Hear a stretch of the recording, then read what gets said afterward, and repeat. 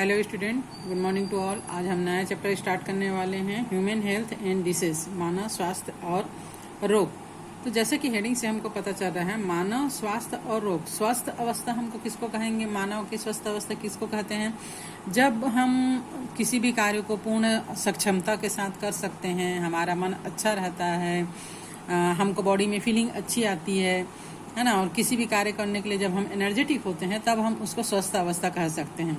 और रोग अवस्था किसे कहेंगे? जब हम किसी कार्य को करने में पूरी तरह एनर्जेटिक नहीं होते हैं, हम किसी काम में मन नहीं लगता, चिड़चिड़ाहट सी होती है, बॉडी जो है वो थकी थकी सी रहती है, और विभिन्न प्रकार के लक्षण जो हमें हमारे बॉडी को तकलीफ देती है, ऐसी अवस्था जो है वो रोग कहलाती है। हमको मालूम है कि सार्थक और सुखी जीवन के लिए उत्तम स्वास्थ्य का होना जरूरी है। जब तक हमारा शरीर स्वस्थ नहीं रहेगा, मन स्वस्थ नहीं रहेगा, हम सही तरीके से कोई भी कार्य को नहीं कर पाते हैं, हमारा जीवन जो है वो सुखी नहीं रह पाता। हमको ये भी पता है कि हमारे रहन सहन के तौर तरीके और पर्यावरण का असर हमारे स्वास्थ्य पर पड़ता है। जिस प्रकार हमारा रहन सहन होता है उसी प्रकार हमारा स्वास्थ्य भी होता है, और इसके अलावा पर्यावरण का जो इफेक्ट है वो सबसे ज़्यादा हमारे स्वास्थ्य पर पड़ता है।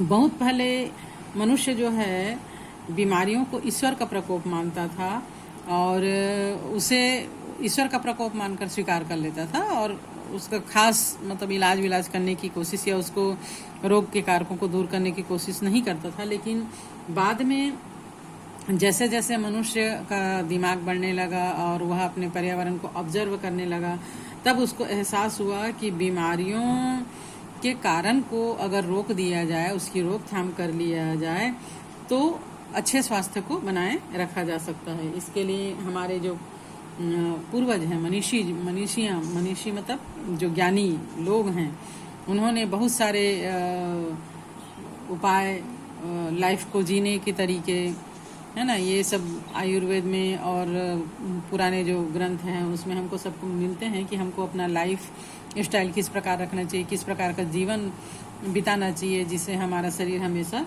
स्वस्थ रहे।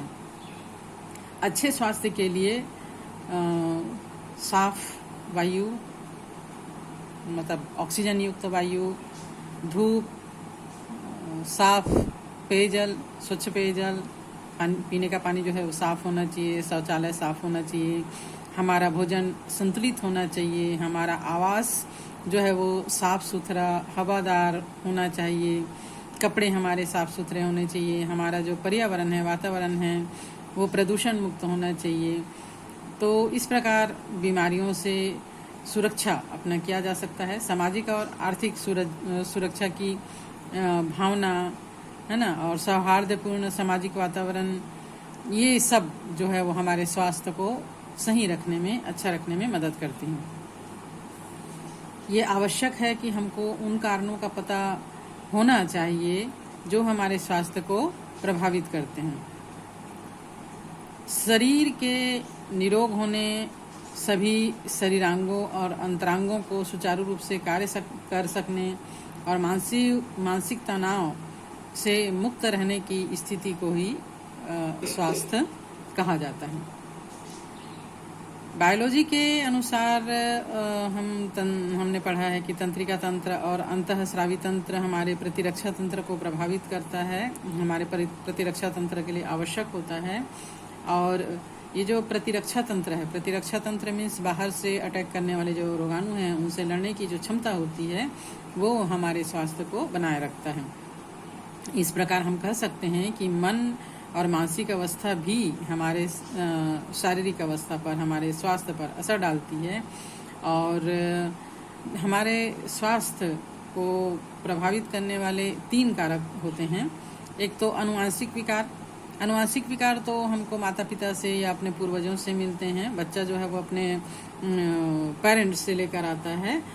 ये एक प्रकार की अपूर्णता है जो बच्चों को जन्म से ही वंशागत रूप में अपने पेरेंट्स से मिलते हैं, और इसे दूर कर पाना अभी फ़िलहाल के लिए पॉसिबल नहीं है। हालांकि हमने जेनेटिक्स में पढ़ा था कि अगर उन कारकों को हटाकर जीन्स को अच्छा कर दिया जाए तो हम इन बीमारियों से भी निपट सकते हैं। वो सब में भी पॉसिबल। आगे आने वाले समय में जो बहुत खतरनाक टाइप की अनुवांशिक बीमारियां हैं उनसे निजात पाया जा सके। दूसरा है संक्रमण का प्रभाव। बहुत सारी बीमारियां जो है वो संक्रामक होती है, जो एक व्यक्ति से दूसरे व्यक्ति में फैलता है पानी के थ्रू, वायु के थ्रू। जैसे कि अभी कोरोना काल चल रहा है और कोरोना एक संक्रामक बीमारी है जो एक व्यक्ति से दूसरे व्यक्ति में वायु के थ्रू और स्पर्श के थ्रू फैल रहा है। हमारे जीवन शैली जिसमें रहन सहन, खान पान, विश्राम, व्यायाम, स्वभाव ये शामिल है, ये भी हमको अस्वस्थ करने के कारक होते हैं। अगर हमारा खान पान सही नहीं है, जो हमारे शरीर के लिए अच्छा नहीं है पर स्वाद में अच्छा है, उन चीज़ों को हम खाते हैं। हमारा जीवन शैली, रहन सहन, हम अपने पर्यावरण को, अपने घर को साफ़ सुथरा नहीं रख सकते हैं, अपने अंडरगारमेंट्स और बाकी चीज़ों को साफ़ सुथरा नहीं रखते, बासी खाना खाते हैं, प्रॉपर विश्राम नहीं करते हैं, व्यायाम नहीं करते हैं, है ना, हमारे स्वभाव में चिड़चिड़ापन है, तो ये सब भी जो है वो बीमारी का कारण होता है, हमारे शरीर को अस्वस्थ रखने का कारण होता है। इस प्रकार रोगों को दो समूहों में बांटा जा सकता है, संक्रामक और असंक्रामक, जो बाहरी बीमारी है। अनुवांशिक के अतिरिक्त जो बीमारियां हैं उसको संक्रामक और असंक्रामक के श्रेणी में हम बांटते हैं। जो रोग एक व्यक्ति से दूसरे व्यक्ति में आसानी से संचारित हो जाता है उनको संक्रामक रोग कहते हैं।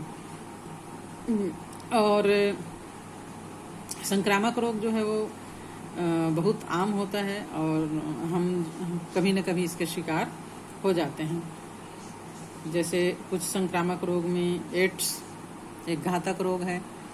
असंक्रामक रोग में एक व्यक्ति से दूसरे व्यक्ति में बीमारी नहीं फैलता है, केवल उसी व्यक्ति में रहता है और ये चाहे जिस भी कारण से हो। इसका बहुत ही अच्छा उदाहरण कैंसर है और ये जो है वो मृत्यु का कारण बन जाता है, कैंसर जो है वो, है ना। और नशीले पदार्थ, ड्रग, एल्कोहल का कुप्रभाव भी हमारे स्वास्थ्य पर प्रतिकूल प्रभाव डालते हैं। तो किसी भी प्रकार का नशीले पदार्थ का सेवन जो है वो हमारे स्वास्थ्य को खराब करने में प्रतिकूल प्रभाव डालता है।